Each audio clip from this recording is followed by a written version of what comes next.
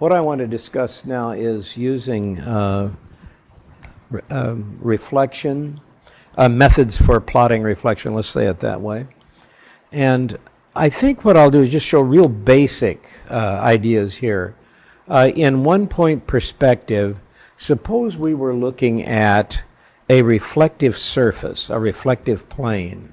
By the way, I should give a definition here. A definition of a reflection, let's say for perspective purposes, a reflection is an equal and opposite extension of an object and its perspective system through the reflective plane.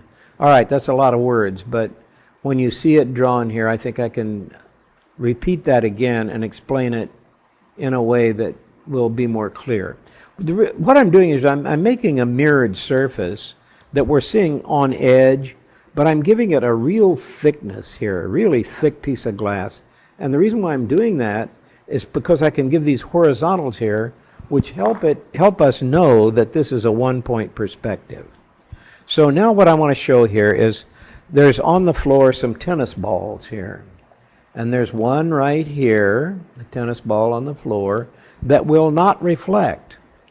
There's one right here that will reflect, and there's one here that will reflect very far away.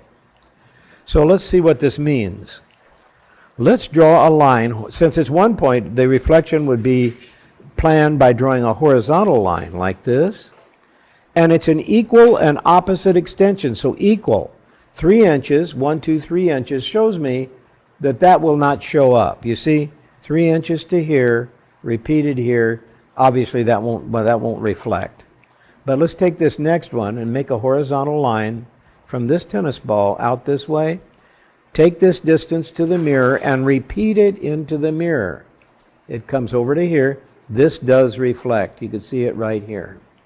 Now this one over here, let's draw to the base of the extended mirror plane, like this. Measure that distance and repeat it to right here. Here we go. Here is this one repeated in here. So now here's what we're saying. It's an equal and opposite. See, the ball is at this end of the stick. Now it's at the other end. An equal and opposite extension of an object and its perspective system. In this case, it's 1 point, so it's just horizontal, through the reflective plane. Here again, see, even though the mirror doesn't go that far back, the reflective plane will allow us to reflect this equally into here. These are all equal, okay? This one wouldn't reflect because of the location of the mirrored surface. So that's one example of a one-point situation.